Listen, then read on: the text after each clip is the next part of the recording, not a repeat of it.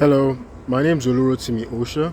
I like talking about American presidents, and today I'm going to be discussing the biographies of all American presidents, but I'll be going at a more leisurely pace. Of course, our first president was George Washington. Now, George Washington, there's a little bit of controversy regarding his height. Well, his corpse was examined by his aide, and it was said that he was 6 feet 3.5 inches. That's what his aide, to, Tobias Lear, measured. However, historians have said that observers observed him at standing at 6 feet 2 inches. Right, so we know he was a tall man, but more substantively, he is, he was our commanding general during the Revolutionary War of Independence, and of course, he was a wealthy planter from Virginia. He never had any children. He was married to a wealthy widower, Martha Dandridge Custis, right? And so he never had any children with her. She had at least a son, but he didn't have biological kids. And on record, he is estimated as being our wealthiest president. That was prior to Donald Trump, right? Relative to the population, he's considered our wealthiest president. Unfortunately, after the presidency, he got into severe financial trouble. Now, note that during his presidency, the salary of the president was $25,000, but he did not take any salary, right? He forfeited his salary. Interestingly, our early presidents in the 19th century all went into financial ruin after their service as president. And they didn't have a tenure, in the beginning, in the 19th century. Much later on, there was a pension that was approved for presidents. So the 21st century presidents and of course mid 20th century presidents had it good, considering they got a substantial pension. And of course, I think the presidential salary now is over $400,000 per annum, which they do not touch. Um, George Washington, importantly, he kept America neutral, and he kept us away from foreign wars in Europe. He's the only president who was also who was elected unanimously. He didn't have any opposition. Now, a tidbit is that he also has the shortest inaugural speech on record. Remember, I'd mentioned William Henry Harrison had the longest inaugural speech on record. However, George Washington had the shortest inaugural speech on record. His cabinet was a very interesting one. He assembled the most brilliant group of Americans we've ever had in a cabinet, in an administration. In my opinion, it was made up of lawyers, though. It was made up of numerous lawyers. Of course, Alexander Hamilton was his first Secretary of the Treasury, who was de facto the most powerful man in America. Alexander Hamilton also wrote 60% of the Federalist Papers, which argued for the adoption of the Constitution of 1987. Sorry, the Constitution of 1787. It was trying to persuade the states to ratify the Constitution, and he did succeed. And of course, there was Secretary of State Thomas Jefferson. Thomas Jefferson was the author of the Declaration of Independence. He went on to be president as well. And of course, there was a Vice President, John Adams. And there was a Secretary of War, and there was an Attorney General. And the Attorney General was a guy called Randolph, who was also a cousin to Thomas Jefferson. Now, if you notice, all these people, and there was a Postmaster General. If you notice, most of the cabinet, apart from George Washington, they were all lawyers. So, which is a very interesting thing. So, I guess America has been remained an aristocracy of lawyers, so to speak. George Washington didn't have much formal education, but his historymetrics pegs him as a intelligent man. He was humble concerning his intellect. I've read his writings, and his writings are very good. He wrote very well, but because his cabinet was made up of geniuses. Historymetrics is through historymetrics, right? We historians conclude a number of many people in his presidency were geniuses, including Alexander Hamilton. There was John Adams. There was Thomas Jefferson. So he was, he was a great leader, very respectable person. That's George Washington, and he was a surveyor, of course, by profession. Apart from him being the commanding general in the Revolutionary War of Independence. But that's enough said. I've already spent over 6 minutes talking about George Washington. So I said I was going to try and go at a more leisurely pace, but at the same time, we want to get through it. So next, next is John Adams. John Adams, of course, went to Harvard. He became a lawyer. He was a teacher at some point, and he was the main rabble rouser. He was the lawyer he was from Massachusetts, and he defended British soldiers in the, who were defendants in the Boston Massacre, right? When soldiers shot at colonists from Massachusetts. He got everybody acquitted except one person, and so he was a brilliant lawyer. He helped write the Constitution of Massachusetts. He's the father of John Quincy Adams, and he did a lot for America as a diplomat. He and his wife hated the guts of the great Alexander Hamilton. He's one of my favorite presidents. He's the first president who had just one term, and when he lost to his former friend, who became rival and became his friend later on, that's Thomas Jefferson. Thomas Jefferson had been his vice president, right? Thomas Jefferson was his vice president. During his time, right, especially during the time of George Washington, we didn't have political parties, but by the time, because of the rivalry between Alexander Hamilton, the Secretary of the Treasury, and Thomas Jefferson, we now had two parties, the Federalist Party and the Anti-Federalist Party. The Anti-Federalist Party came to be known as the Democratic Republican Party, and so he lost to Thomas Jefferson, who was his vice president, right? So at that time, different people would run, personalities were running, contesting against one another, and the person who had the highest votes ended up being president, and the person with the next highest votes would be vice president. So the vice president was Thomas Jefferson.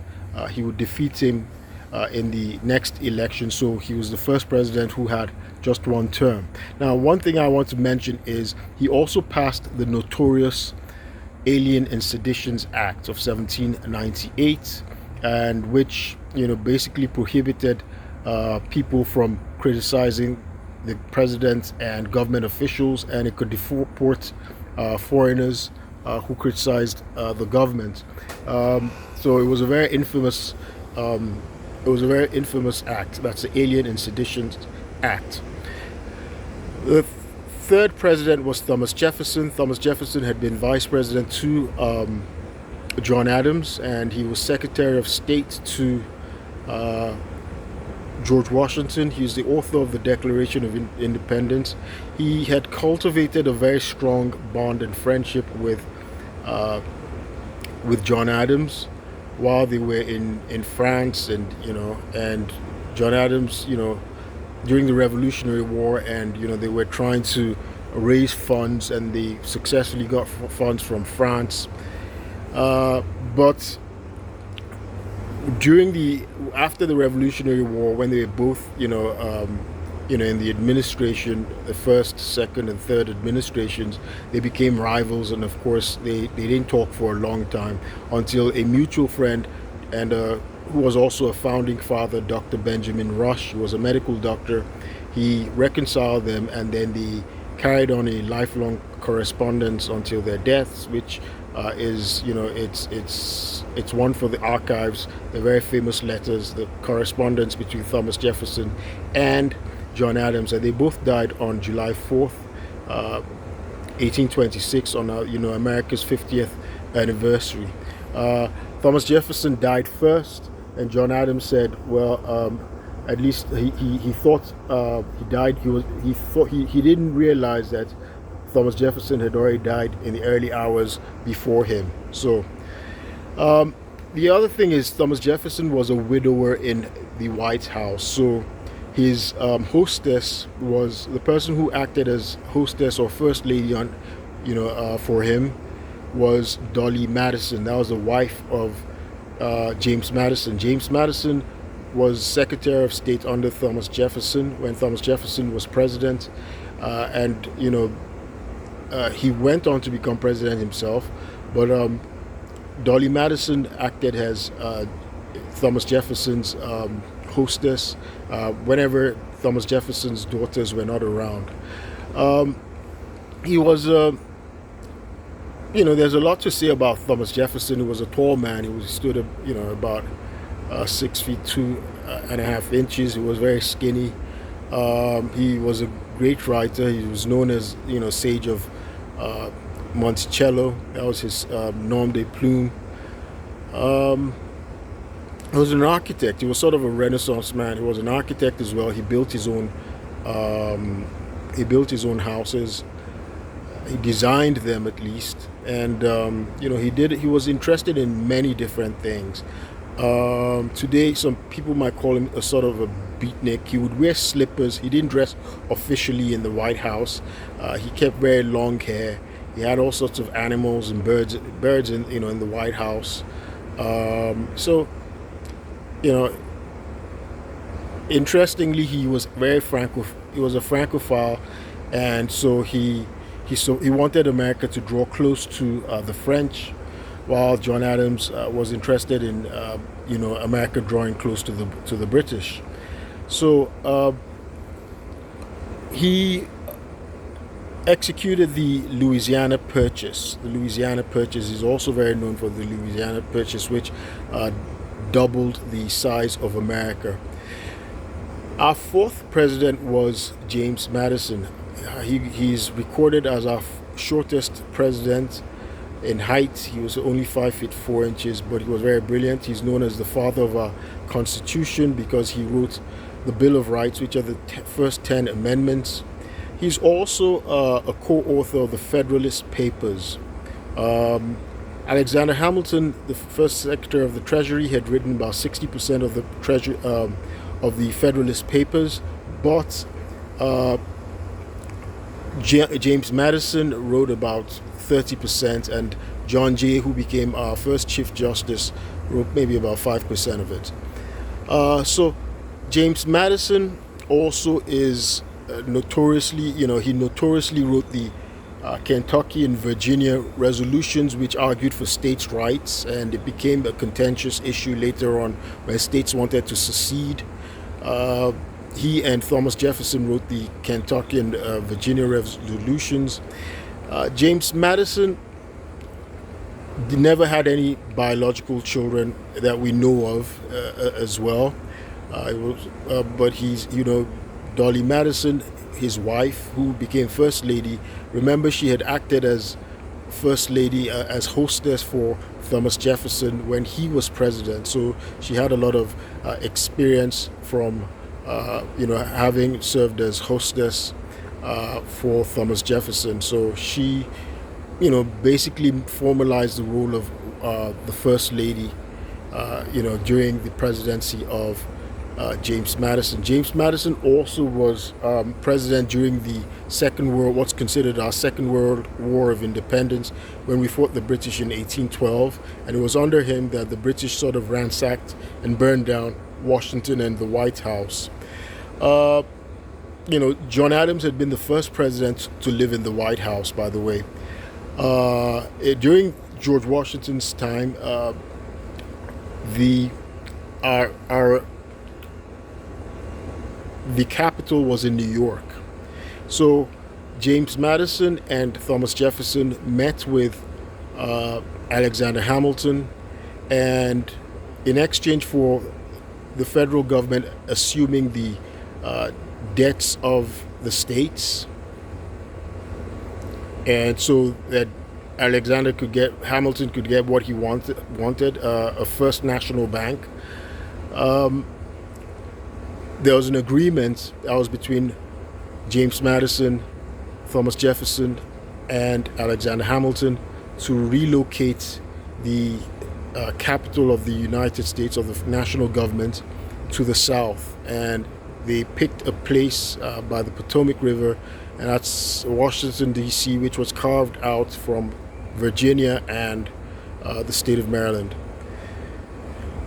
Later on in life, there are indications from history. When you read all these biographies, they normally don't talk about this, but when you've read the biographies of American presidents in depth, you see these little stories, hidden stories.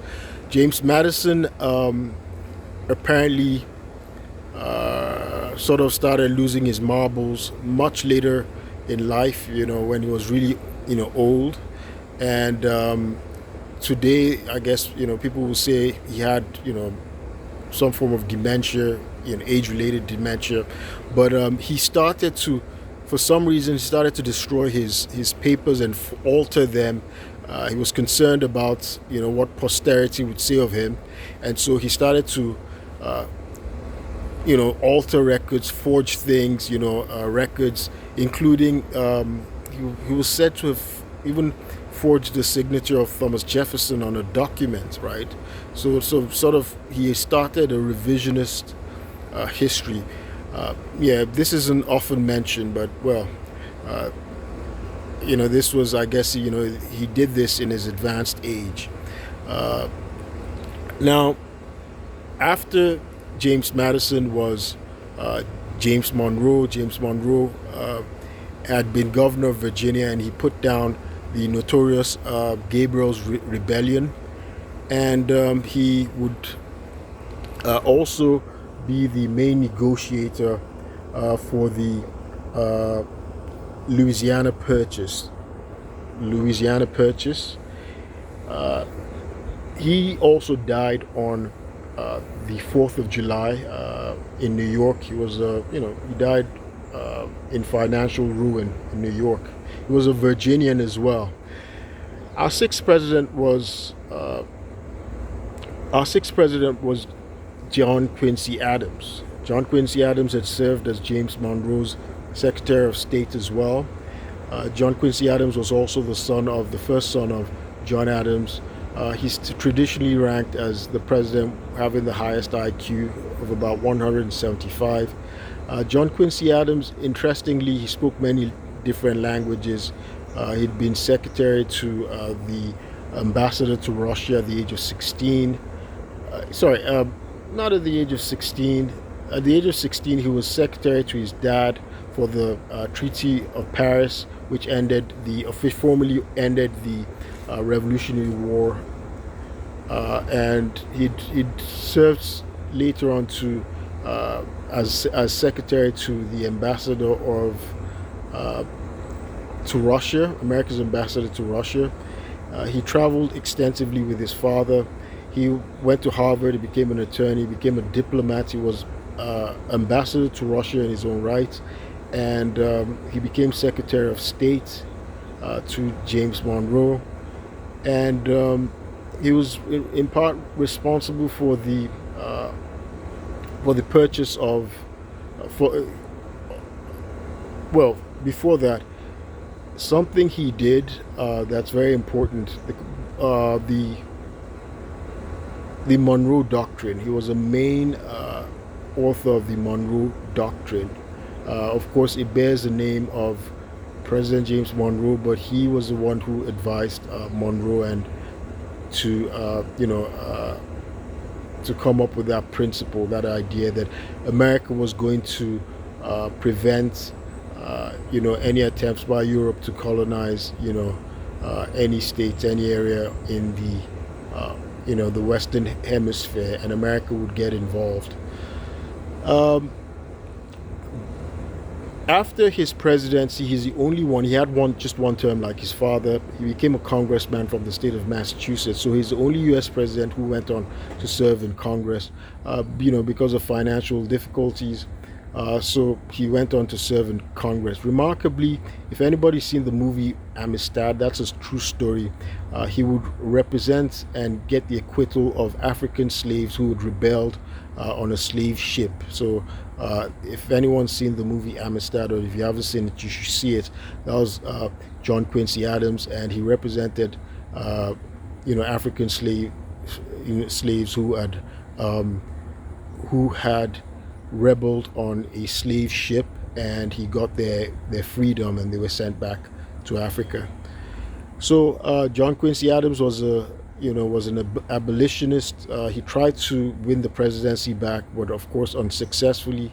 And so after him was Andrew Jackson, who was our seventh president. Andrew Jackson, is the father of the Democratic Party. The Democratic Party that we know today was formed during the era of Andrew Jackson. So there was something called the era of good feelings, and prior to Andrew Jackson, um, we had de facto one party system, right? A de facto one party system. That was the Democratic Republican Party of Thomas Jefferson. And so, however, it splintered because of the authoritarianism of Andrew Jackson. His opponents called him King Andrew. And so there was a Whig party that was formed after him. His vice president was Martin Van Buren, and he was in his cabinet, Martin Van Buren. But because of an incident, one of the first major scandals in Washington, it's called the Petticoat Affair. So Andrew Jackson had a Secretary of War called John Eaton, and Mr. Eaton had, apparently been involved in an affair with his wife, who was married at the time. When her husband died, she immediately married Mr. Eaton, and so back then adultery was a scandalous thing, and so the wives of the other cabinet ministers, shunned her. They boycotted her. They from Washington society. They didn't talk to her. They didn't let her appear at social events. And the person, who the ringleader was John Calhoun's wife. Her name was Fluoride, and John Calhoun was the vice president of was the first vice president of Andrew Jackson. However, Andrew Jackson took the side of John Eaton. He was a widower in the White House as well. I guess he had a parallel situation with the Eatons. He sort of sympathized with them, and because his wife had been accused of bigamy and being an adulteress, and it broke her heart, and she died just before the inauguration. So he was a widower in the White House, and so he took the side of Eaton, but he forced all his, so strategically, Martin Van Buren decided to resign over the affair because he was really trying to get rid of his rivals, and so Andrew Jackson would force the rest of his cabinet to resign, except the postmaster general. The postmaster general, his name was Barry, was the only one who didn't resign. And so when everybody resigned, Martin Van Buren was made the vice president on his ticket for his second term. That's Martin Van Buren, who was from New York. Andrew Jackson was against, the National Bank. He had a populist, image. He had a very populist image, like a man of the people, and so, he was against, seemingly against the elites that had been cultivated by Alexander Hamilton, who was, of course, was deceased by this time. But there was a banking elite from New York and, New England, was against them.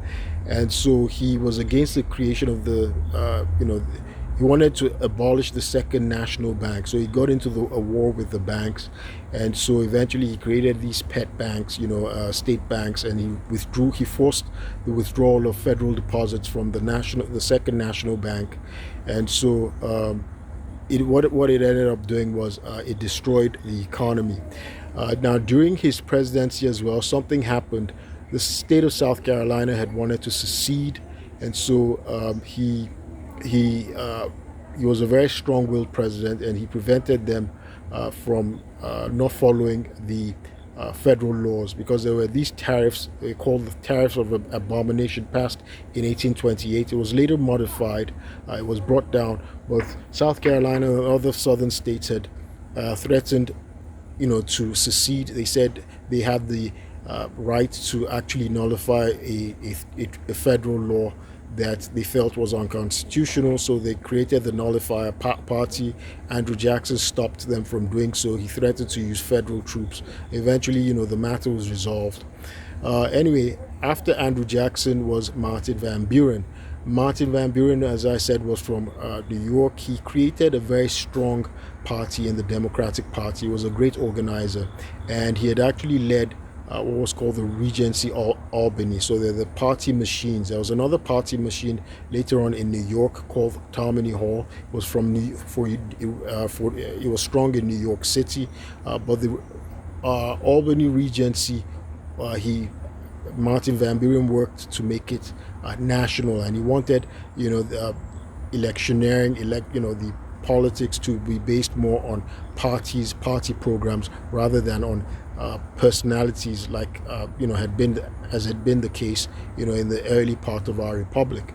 But Martin Van Buren, unfortunately, was saddled with a terrible economy because Andrew Jackson's war with the banks had created a financial panic in 1837, and the economy was in ruins.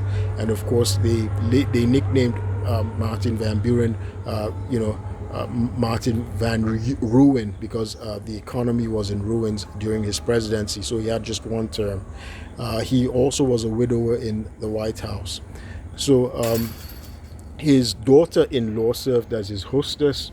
His daughter-in-law was related by marriage to Dolly Madison, who was the wife of James Madison, and she'd been a former first lady. So she helped them a lot, with hosting, because that was part of, the functions, of course, till today, the functions of the president, the White House. They hosted politicians and, the public. After Martin Van Buren, was William Henry Harrison. William Henry Harrison had been a general. Of course, he had a shorter presidency, of course, and he had been a hero in a battle of Tippecanoe, and so John Tyler was his vice president. Unfortunately, William Henry Harrison would die of pneumonia after giving the longest speech, and he died after 1 month in office. And his vice president, William Henry Tyler, who was John Tyler, who was from Virginia as well. William Henry Harrison was originally from Virginia as well, and then he moved to the Indiana territories when it was being organized. So John Tyler took over, succeeded him as president, and it was the first time that a vice president was taking office. And he's very remarkable for, he did something interesting in that he asserted that he was a president and not a vice president acting as president. So unfortunately, he was nicknamed his accidency, not just because he was the first president who had succeeded a president who died in office, and so they thought he was an accidental president, but also because he had a near-death experience. He escaped a death during an exhibition on one of the naval ships that was, it was shooting. There was a gunboat that was being fired on a cruise. However, it exploded, and so a significant number of the crew got killed. It was just by chance, that he had moved forward to where the explosion to the actual site of the explosion, because he stayed behind briefly to just observe something, and that was what saved his life. His wife had died, so his first wife had died, so he saved a woman who fainted in his arms. She was the daughter of one of the politicians, a congressman, and she became his wife, so he married her. Interestingly, he swore allegiance to the Confederacy when America seceded. He had been kicked out of his party. He formed the Tyler Party. He was unsuccessful. He was kicked out of his party, and so he joined the Confederacy when the South seceded during the Civil War. So he died. He's the only American president who died with a foreign flag. That's the flag of the Confederacy, which was draped over his casket. After John Tyler was James Knox Polk. James Knox Polk, I've talked about him before, so I'm not going to say much. He was a lawyer. He was a Freemason. He never had children.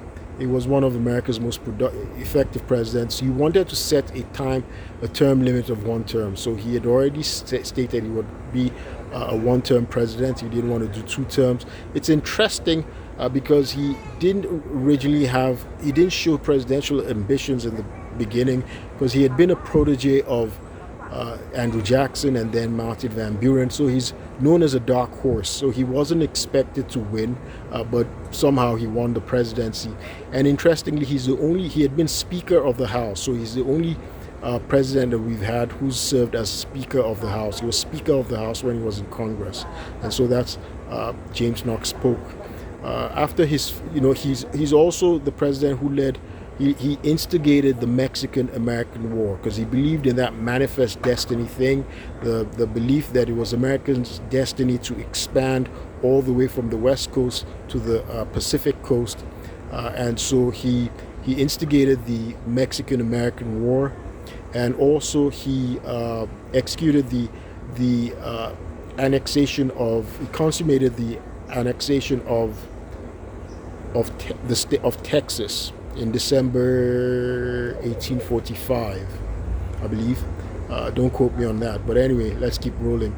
So after him, after James Knox Polk, was Zachary Taylor. Zachary Taylor was another war hero, a general, and he died, shortly after taking office from poison berries. Millard Fillmore, another New Yorker, succeeded him. Millard Fillmore, unfortunately, is known for the Compromise of 1850. So slavery had become a hot issue once America started expanding westward, because there was something called the 1820 Compromise, and the 1820 Compromise established some kind of tenuous balance between the North and the South. So if, for instance, there were 11 free states in the North, there were free states, that meant no slaves. There had to be 11 slave-holding states, right? And slavery was not permitted to go beyond a certain line, right, on the map. However, with the expansion towards the west, southern slaveholders were eager to create slaveholding states, and of course there were also legal issues as well, because if people from the South with their slaves moved to a free state, it meant they could lose their chattel. There was this law then, or understood law. It's sketchy at best. That maybe they would their slaves could lose their status as slaves. So a lot of the southern states were now interested in in establishing these new states in the new territories in the west, to make them slave owning. So there was the 1850 Compromise, which was signed into law by Millard Fillmore. The 1850 Compromise, it abolished the slave trade in Washington, D.C. It abolished the slave trade. It didn't abolish slavery. I was in Washington, D.C. It also strengthened the fugitive state law with the fugitive slave law, with the Fugitive Slave Act. it now made it a crime, a federal crime, for anybody assisting runaway slaves, right? So if anybody, any citizen, anybody in the North, anywhere, uh, came across an escaped slave, he was now required to return to apprehend the slave and help return him to his owner. Um, this, of course, offended the North, and these are part of the reasons that started to lead us towards civil war. Um, so Millard Fillmore did not get a second term, and after Millard Fillmore was Franklin Pierce. Franklin Pierce was very unfortunate. He didn't have any kids. His kids had died by the time he was president. Just before he became inaugurated as president, his son died in a train accident. Um, he had, he had several unfortunate circumstances as well during the Mexican-American War when his horse fell on him and he passed out. Um, Apart from that, Millard Fillmore wasn't really a great president, but he was from New Hampshire. He was a Northerner, but he was a Democrat, and he supported states' rights and slavery. Uh, of course, however, and of course he is responsible for the Kansas-Nebraska Act, which probably instigated us, precipitated this, the Civil War. The Kansas-Nebraska Act now said that it allowed what was called populist sovereignty, that the new states could actually, the new states could decide if they wanted to be slaves or not. So this was sort of in violation of the Missouri Compromise of 1820. After Franklin Pierce he got just one term as well. He was sort of a dark horse as well. After Franklin Pierce was James Buchanan. James Buchanan was the only president never to have been married. He was a bachelor. He was another Northerner. He was from Pennsylvania. He was a lawyer. He was a Democrat as well. He was a Democrat. So he was from Pennsylvania. Interestingly, people say he may have been our only gay president, right? Because he had lived together with the vice president of Franklin Pierce, a guy called Rufus King. Rufus King was also a life bachelor as well. And so that's William Rufus King, Rufus King anyway. And so they lived together in a boarding house in Washington, D.C., and James Buchanan never married. So, we don't know if maybe we've had a gay president before. But James Buchanan was not an effective president. Eventually, he may have encouraged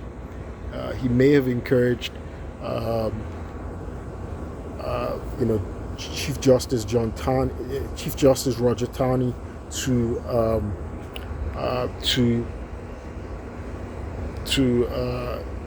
opinion. He may have influenced his decision in the Dred Scott decision, which infamously said African Americans were not American citizens. They could not be, citizens, people of African descent.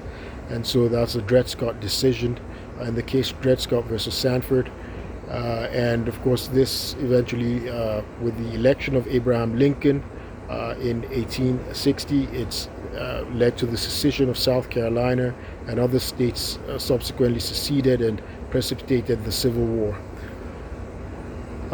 So Abraham Lincoln was our 16th president, my favorite president. He's routinely ranked as the best American president. I've said a lot about him already before, about him being the tallest president on record at 6'4", but he was our first president to be assassinated as well by John Wilkes Booth, an actor.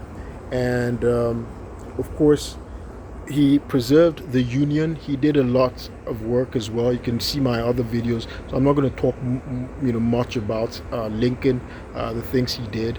Unfortunately, he was assassinated. His vice president was Andrew Johnson. Andrew Johnson had actually been a Democrat, a lifelong Democrat. He was from the South, but he was for national unity. He didn't want the South to secede. He was, a tailor, and he became a brigadier general. He was responsible for the purchase of Alaska and of course the 13th and 14th Amendment, were signed under him. But the Republican-dominated Congress turned against him, so he was the first president to have been impeached. He was acquitted by one vote, I believe, and but he didn't get a second term. He didn't get another term, and he what else is he known for? He was drunk during his vice presidential inauguration, and well, Andrew Johnson. He's considered one of our worst presidents in any event. That's Andrew Johnson. Um, After Andrew Johnson was Ulysses S. Grant. Ulysses S. Grant was the commanding general in the Civil War, and he was a brilliant general. I've read personal memoirs of Ulysses S. Grant. It was brilliantly written. He's a West Point graduate. He was a West Point graduate. As he said, he graduated more like close to the bottom of his class than to the top. But he was a brilliant general, and he did a number of things, a variety of things. After his presidency, after his, sorry, he created the Department of Justice to sort of help enforce, the civil rights of African Americans. There was the 13th Amendment, 14th Amendment, which made them United States citizens and provided equal protection of the law and due process of the law. Applied all the 10th Amendment, the Bill of Rights to the South as well, to the southern states. And he sent federal troops for Reconstruction. Reconstruction was to attempt to reintegrate the seceding states back into the Union, and also to help secure the rights of African Americans as fledged citizens. However, he was not able to get a third term. Right? He had two terms. He wasn't able to get a third term. The 15th Amendment, which gave black men the votes, was passed under him, and there was a faction called the Stalwarts who wanted him to get us in the Republican Party, who wanted him to get as a third term, but he wasn't successful at that. He's funny. He's the historymetrics. I've seen the ranking of the IQs of all American presidents, and he's routinely ranked as having the lowest IQ, which is kind of weird. It's weird because I've read it. His writing was brilliant, and of course he was a brilliant strategist. He won the Civil War. I find it kind of weird. Maybe because of he became really infamous with the Southern whites because of all he tried to do for African Americans to try and advance their path to equality, being actually equal citizens in fact. In any event, after him was the 19th president, Rutherford B. Hayes. He was a Harvard Law graduate. He'd been a general in the Civil War as well. He is of course known for the Missouri for the corrupt bargain, the Compromise of 1877, in which he agreed to withdraw federal troops from the South to end Reconstruction in return for the Southern white Southern Democrats, not blocking the vote and accepting his presidency. And he had just one term as president. After Rutherford B. Hayes was James Garfield.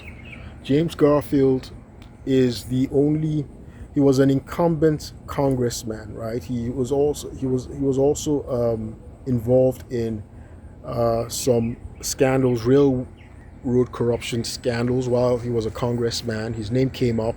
I read a book on the building of the transcontinental railways, and his name came up in this Credit Mobilier crisis, a scandal. There was a lot of stock speculation, land speculation, fraud going on during the expansion and the development of the railroads from all the way to the west coast. In any event, James Garfield had been a congressman, and he was the only person who was an incumbent president, an incumbent congressman to win the presidency. Interestingly, he he was a congressman, and he was elected. He became senator elect from the state of Ohio, and he also won the presidency. So he took up the presidency instead. So he's the only one who, you know, he had three, you know, can you say three positions concurrently? Of course, he could only do one, and so he resigned those other two, and he became president of the United States. Unfortunately, he's the second president to have been assassinated, and he's the only president we've had who was a preacher. He was a preacher, and he was actually a mathematician, right? He had a proof. He formulated a mathematical proof, I think, on the Pythagorean, theorem. So that's James Garfield. Of course, we had many brilliant presidents. Our presidents have been brilliant. He was a mathematician. He was a preacher. He's the only president who was a preacher. He was also a lawyer. He was a lawyer. He was from the Ohio, like I said. So interestingly, let me just put this out there. Ohio has created the most presidents, right? We've had the most presidents. American presidents have come from the state of Ohio. Yep, and of course, lawyer is the most recurring profession of American presidents. Lawyer, followed by soldier. So, in any event, James Garfield was assassinated by a job seeker, a deranged job seeker who thought he helped. He was delusional. He thought that he helped James Garfield win the presidency, and so he thought he would give him a job. So he killed him, thinking that his vice president Chester A. Arthur would give him a job for killing James Garfield. But of course, his name was Guitar. He was delusional, a lunatic. So after James Garfield, Chester A. Arthur, who had no presidential ambitions, he had been collector of the Port of New York, which was a more lucrative job than being president of the United States. Chester A. Arthur was from New York. He'd actually once held a job as chief engineer. He'd benefited enormously from the patronage system. The patronage system, or spoils system, was a system that we had when the president won elections. There are many federal government jobs that were up for grabs, and he appointed people, his acolytes, his followers, his loyalists. He appointed them, and these were lucrative positions, to federal positions. It was actually started by Andrew Jackson and Martin Van Buren, in the Democratic Party. But after the Civil War, the Republican Party now controlled the patronage system. And of course, after James Garfield was killed because of this by the lunatic Charles de Gouteau, Chester A. Arthur, who had benefited from the patronage system, he had held many patronage jobs from the spoils system. He decided to reform the civil service. So he reformed, the first president to start reforming the federal civil service. After Chester, and of course he passed the infamous and xenophobic Chinese Exclusion Act in 1882, which barred Chinese immigration for about 10 years.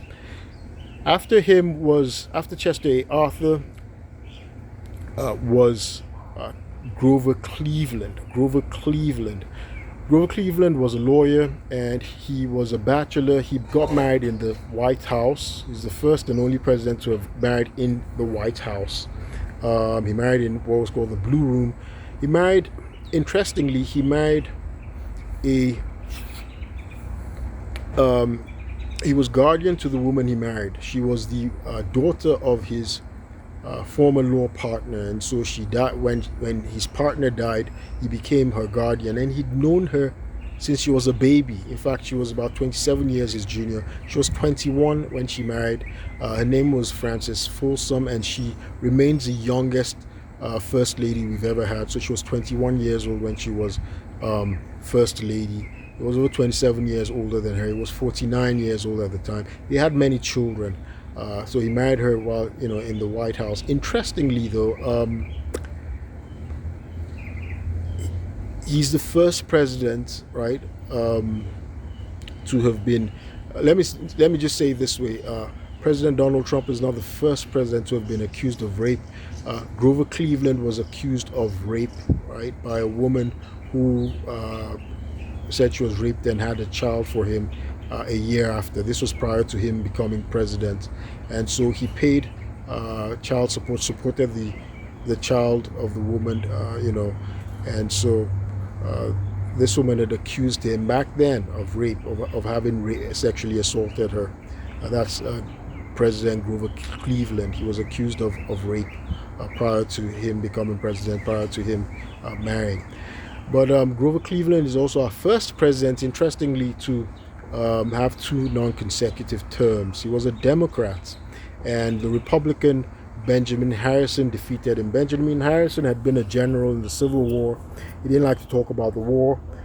Benjamin Harrison had been very pro civil rights, but he wasn't able to get anything done in terms of getting civil rights legislation passed on behalf of black people.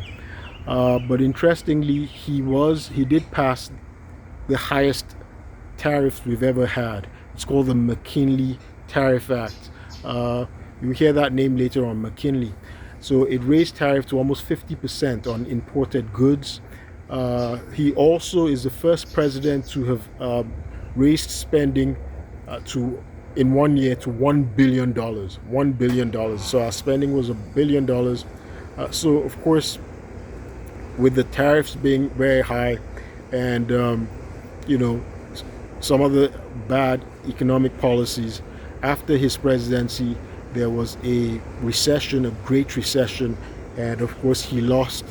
That's Benjamin Harrison, and some other things he was doing. He passed the Sherman Act, the Sherman Antitrust Act. Trust just meant corporations. Those were the big corporations, and of course there was this increasing gap between the rich and the poor, and this was the Gilded Age.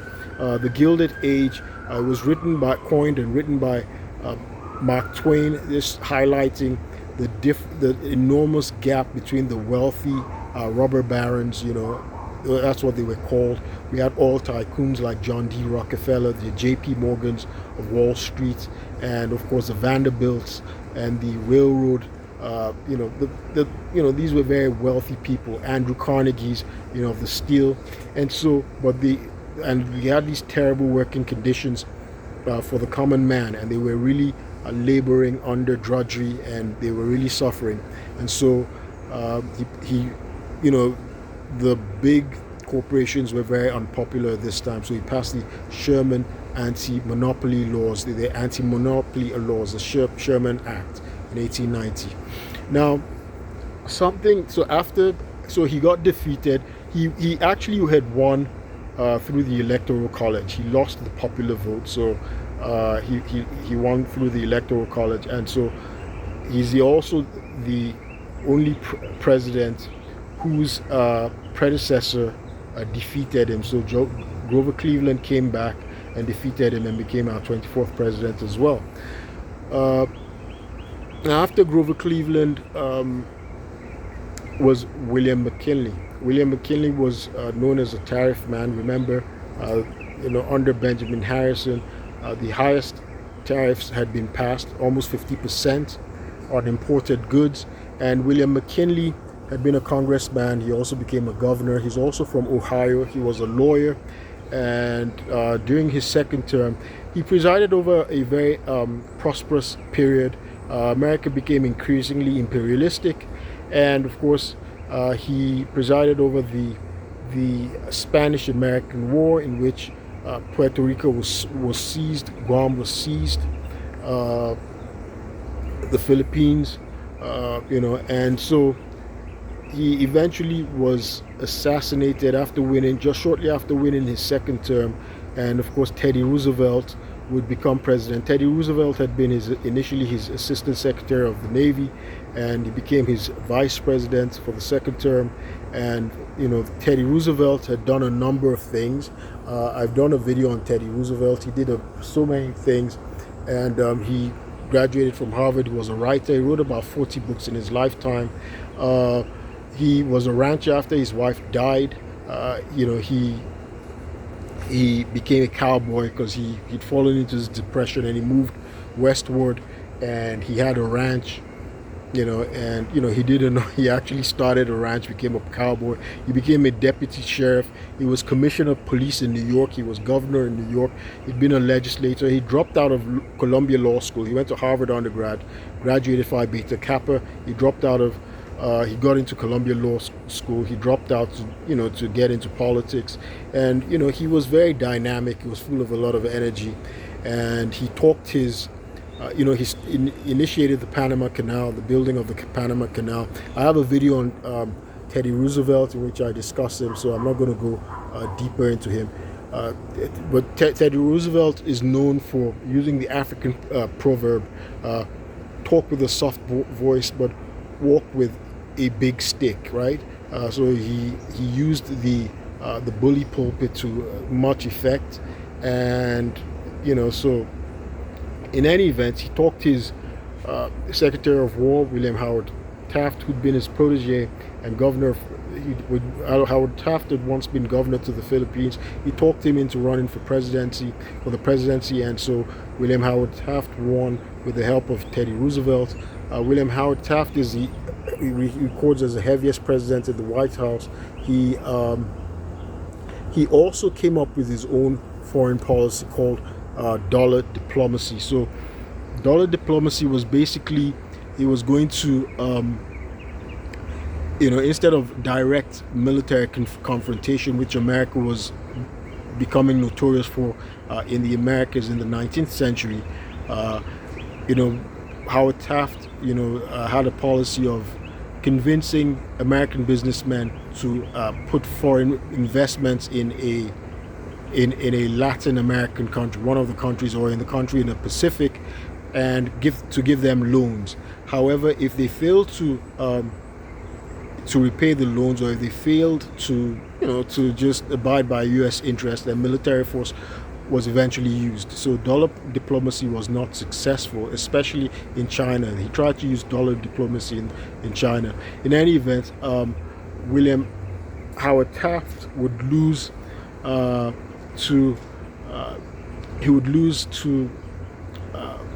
Woodrow Wilson. Woodrow Wilson was a Democrat, was from the South, and he's the first president. He's the only president to have a PhD. He had a law degree as well.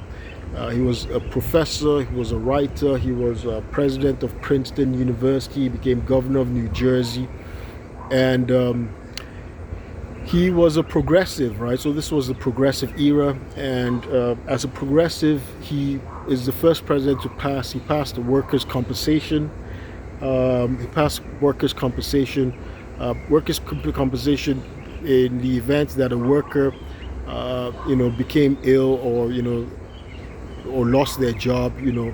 Workers' compensation was there to help workers, and so he passed several progressive legislation, but notoriously he passed the Espionage Act of 1917 because we were in the war. We got into the First World War, so he passed the Espionage Act, and he passed the 1918 Sedition Act, which criminalized anyone who criticized the U.S. war effort, or criticized the government for getting into the war.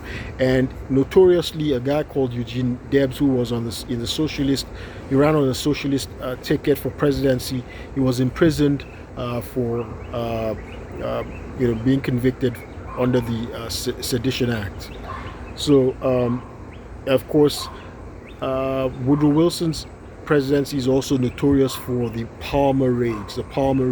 So, it was an era of communists and anarchists. America was very suspicious of communists and anarchists. So, people who criticized the war effort, they were labeled as communists or anarchists, and so they would raid them. Now, during that time, there were people who were anarchists. Like there was a bombing a notorious bombing of Wall Street, and people died, and so that was what triggered the Palmer raids, and eventually. In fact, there was an anarchist who was deported. Her name was Emma Goldman. So um, he was architect of the League of Nations, but he was not able to convince Congress to join the League of Nations. He had a stroke in the White House, and it is said that his wife was fulfilling the duty, sort of was de facto president. His wife, when he suffered a stroke, a very severe stroke during his second term. Of course, unfortunately, he did segregate the federal civil service. And of course, he did have them view the racist, a racist, uh, movie in the White House. So after him, though, was Warren G. Harding. Warren G. Harding, I've talked about, is the first president who had he had whose cabinet member was convicted and imprisoned for crimes in office, for corruption. There was a guy who was actually also head of the predecessor of the Veteran Affairs. It was called, I think it was Bureau of Veterans Affairs or something. His name was Charles Forbes, I believe, and he was convicted as well of embezzlement and misappropriation of funds. So his administration was embroiled in a lot of corruption scandal. There was an Ohio gang. He was from Ohio as well. Interestingly, he is one of the top 3 presidents to have had the largest popular vote victories and margins and landslides. So the highest is Lyndon Johnson and Franklin Delano Roosevelt, and of course there's Warren G. Harding. So it's top 3. Teddy Roosevelt is up there as well. I think up until Teddy Roosevelt's era, he had the highest landslide popular vote victory, and with over 18% vote margin. So he died in office of poisoning or heart attack during the Teapot Dome scandal. That's Warren G. Harding, and his vice president Calvin Coolidge, known as Silent Carl, took over. His era was very prosperous, and he's notorious for the immigration and act that he signed in 1924, which barred Asian immigration from Asian countries, and it also restricted immigration from Eastern European countries and Southern Europe. It favored Western European countries, especially Britain.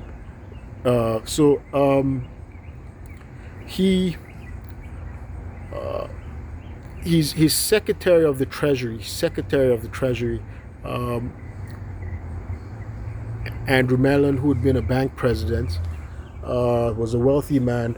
He had passed there are bugs out here. They're biting, so you can see me fidgeting, just itching because of the bugs. So he's Secretary of the Treasury. Notoriously passed lowered taxes. He lowered taxes very dramatically. Of course, taxes had been raised very high. The federal income tax had been instituted during Woodrow Wilson's presidency. And let me go back to Woodrow Wilson again. Several things happened during Woodrow Wilson's presidency, and these things will happen. They'll come up again. The 19th Amendment, which gave women the vote, was passed in 1920 during Woodrow Wilson's presidency. And of course, the 18th Amendment, which prohibited alcohol. And of course, that was prohibition. And subsequently, there was a lot of corruption. That was when there was bootlegging and the rise of the mob. And of course, there was a lot of corruption scandal.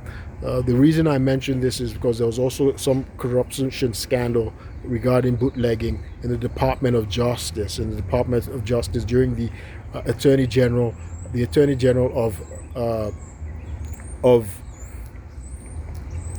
Warren G. Harding was embroiled in. He was implicated in in a bootlegging and an influence peddling scandal. His name was Harry Doherty.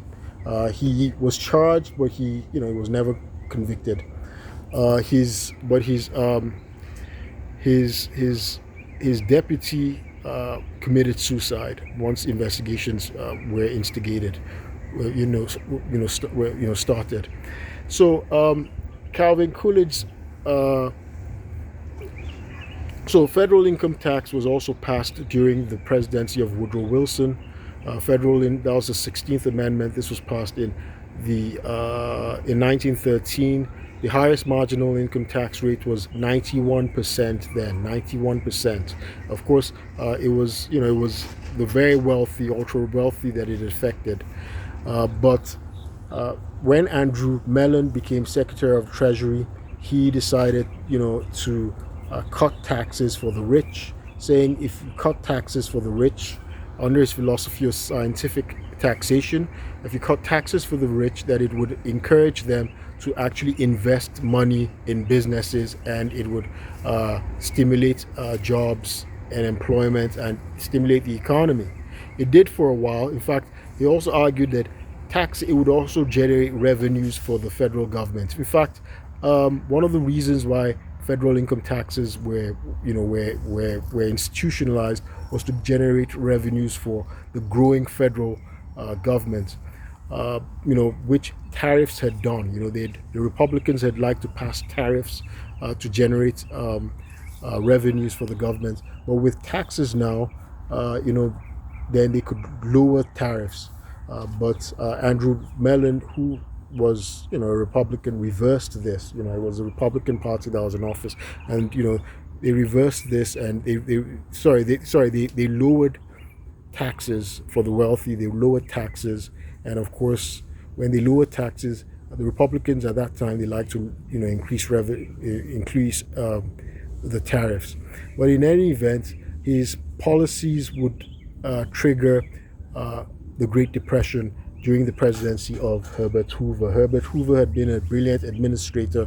I've talked about him. There's a video I've done on Herbert Hoover, and unfortunately, he couldn't save the economy, and he had a philosophy. That's Herbert Hoover. He was our 31st president.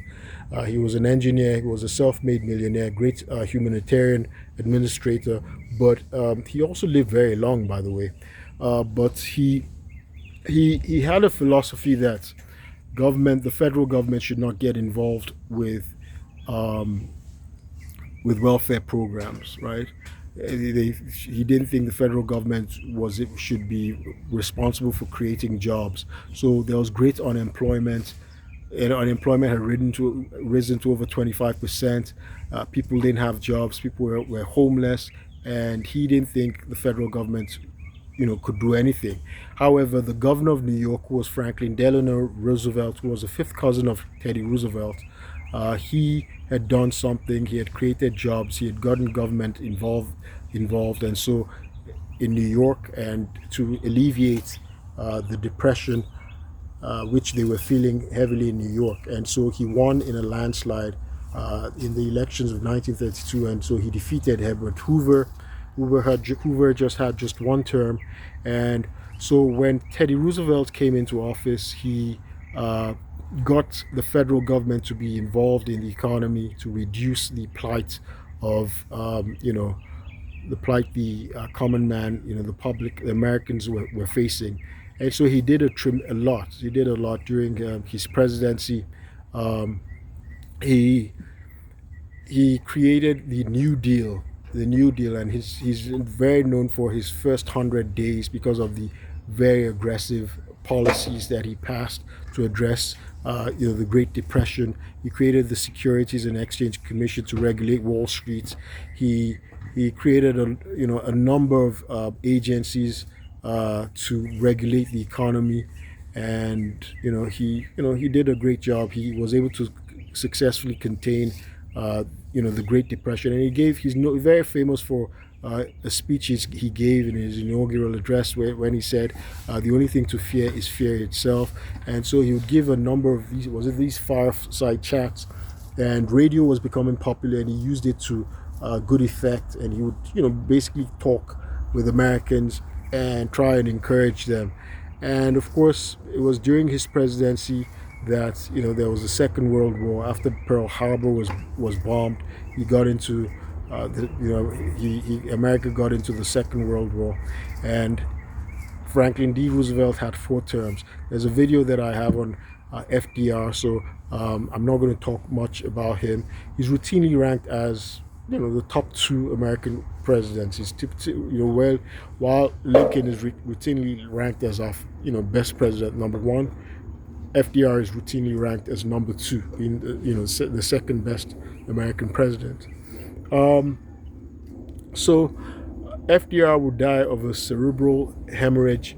There are many things he did. He was a very progressive president. He started the great social welfare programs. He enacted Social Security, right? We all know Social Security. He also legalized unions, right? So workers were now allowed to form unions and to organize and bargain collectively. So he legalized the unions, which they were often intimidated, harassed, and police were used to abuse them during the 19th century and early part of the 20th century. So FDR, his wife, of course, was Eleanor Roosevelt, who was a great civil rights activist and became, a representative to the United Nations. She was his cousin. It was actually a niece of Teddy Roosevelt, and Teddy Roosevelt had given her hand away in marriage to his cousin Franklin Roosevelt. So it was a Roosevelt affair. So after Franklin D. Roosevelt died of a cerebral hemorrhage in 1945, shortly after he won his 4th term in office. He's the only president to have had more than 2 terms. He actually had 4 terms in office. After he died, his vice president, Harry Truman, would go on to become president. Harry Truman became president, and he did a number of things. He's the only president to have authorized the use of an atomic bomb. He reorganized the War departments, created the Department of Defense. He created the CIA. He did a number of things. Of course, it was the era of the Cold War, because the Cold War was now triggered. So communism had been a concern of America during this time. He integrated the military, so that's very, very remarkable of him. Now, after after Harry Truman was Dwight D. Eisenhower. Dwight D. Eisenhower was a 5-star general. He's one of only 5 Americans to have been a 5-star general, and of course he was the supreme commander of the Allied Expeditionary Forces during the Second World War.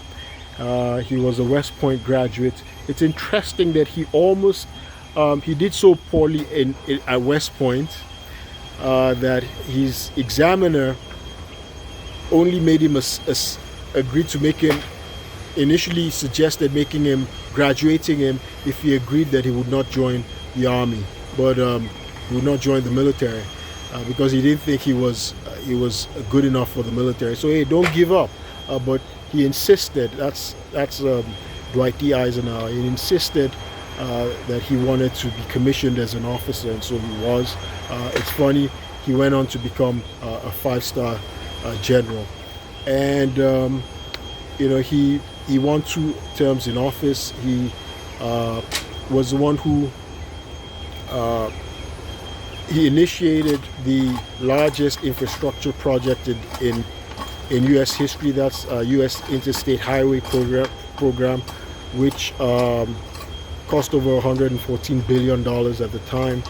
And he's known for his speech warning against the military-industrial complex. Brown v. Board was passed under him, which said segregation in public schools was unconstitutional, and so he used national troops to actually enforce. He used national troops to go ahead and enforce integration in the South. He used federal troops. He nationalized, the National Guard in Arkansas as well.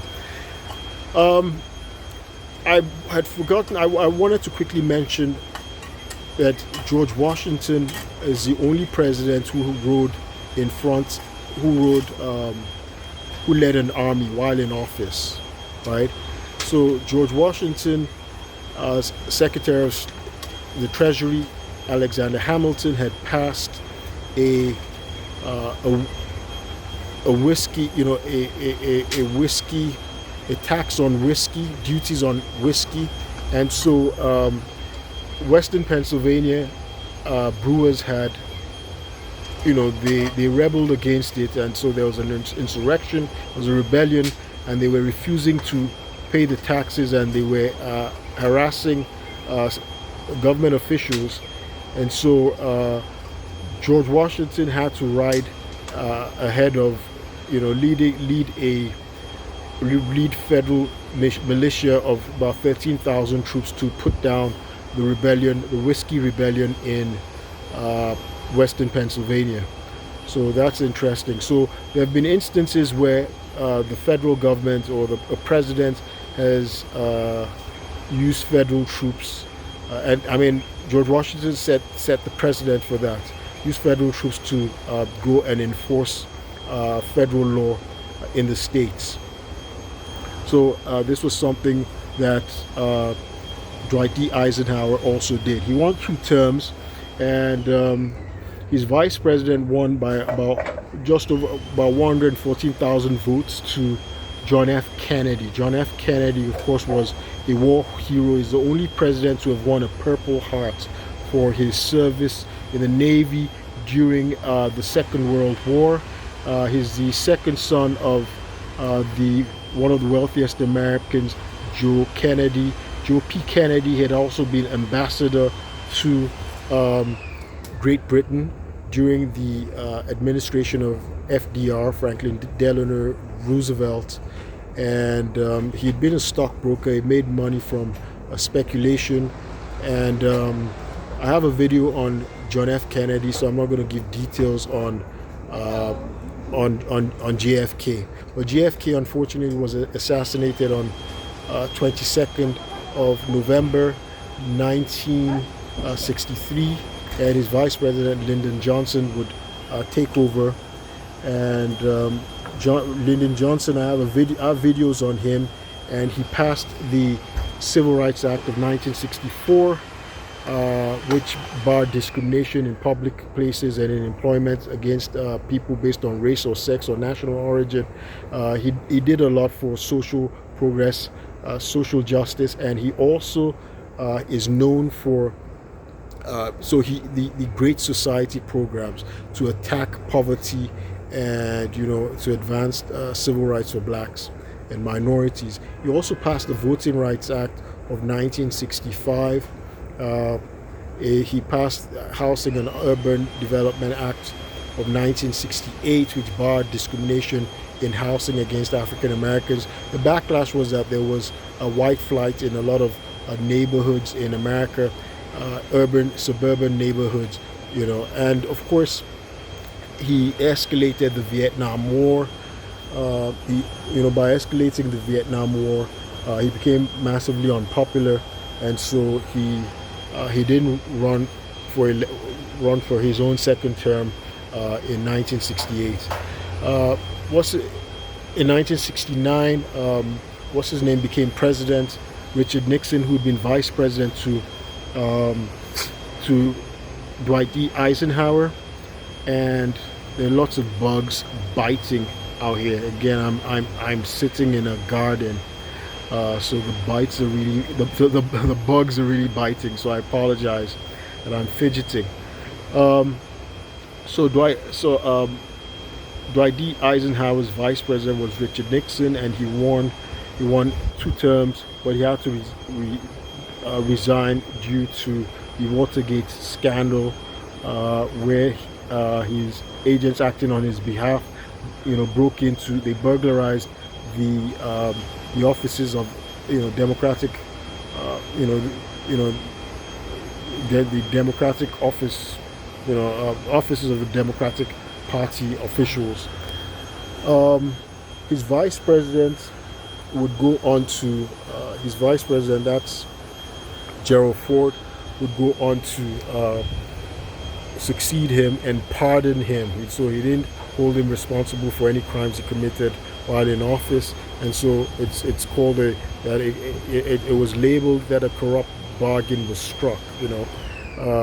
But Gerald Ford would go on to lose to Jimmy Carter. Jimmy Carter, of course, was from Georgia, and he served in the Navy as a nuclear engineer. But Jimmy Carter was also, as I said, was a governor from Georgia, but he would also go on to be the only president to live up to 100 years old. He died not too long ago in 2024. His wife also lived, pretty long as well. She died when she was over 90. So after Jimmy Carter, he was defeated. He didn't get a second term, so he was defeated by Ronald Reagan, who had been an actor. He was president of the Actors Guild. He'd been an FBI informant during the McCarthy charade trials and the McCarthy scare, where they were attacking communists. And Ronald Reagan, of course, is notorious for the Iran-Contra affair. His vice president would become, that's George H.W. Bush, George Herbert Walker Bush, would go on to succeed him, but he got just one term. And, he had said in his campaign, promising no taxes, read my lips, no new taxes. That would come to bite him later on, because during his administration he had to compromise and raise taxes in order to address the increasing budget deficit. So he compromised. The Congress was led by the Democrats. But George H.W. Bush he'd won the Flying Cross, during the Second World War, because he'd been a Navy aviator.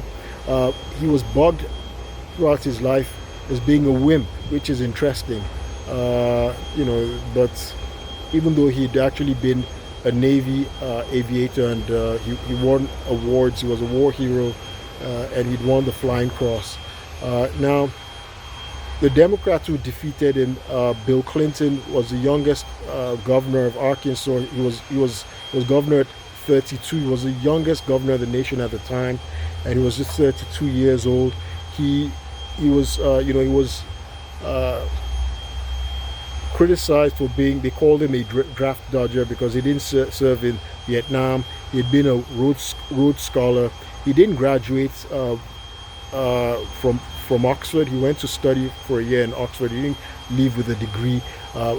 He had a bachelor's degree from Georgetown. He subsequently went to Yale Law School, where he met Hillary Clinton in a library, and of course they married later on. Bill Clinton is also notorious for having passed the crime bill of 1994, which featured the infamous, notorious three strikes and you're out, which gave life imprisonment to people who had been convicted twice earlier. Who had been convicted earlier who had prior convictions, at least 2 or 3 convictions for violent crimes or drug trafficking. And so the third conviction was the third strike. They were out and they got life imprisonment. So that, and he gave about 100, lots of money though, to create 100,000 new cops, put in 100,000 new cops in the streets. He gave a lot of money, over $9 billion, to build prisons around the nation. And so it was his era, and these policies he passed, they instigated an era of mass incarceration. And of course we know that black men were disproportionately affected by this. He also reformed welfare. As he said in a speech that welfare as you know it is over, right? So these are things that, some policies he passed. He had 2 terms, but of course his presidency was also it was full of sexual scandals, scandals of sexual assaults that were allegedly committed while he was governor, and he was impeached. He became second president to be impeached. He was acquitted.